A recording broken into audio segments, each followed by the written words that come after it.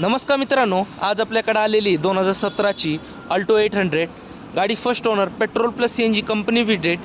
गाडीचे चारही टायर बघू शकता, 80 ते 90% चिखलामुळे दिसत नाहीये। गाडीचं फर्स्ट जोइंटर पाहू शकता, मॅन्युअल गिअरबॉक्स आहे, पॉवर स्टेअरिंग आहे, पॉवर विंडो आहे, 2 पॉवर विंडो आहेत पुढचे। गाडीला AC आहे। गाडीचं बॅक डोर पाहू शकता।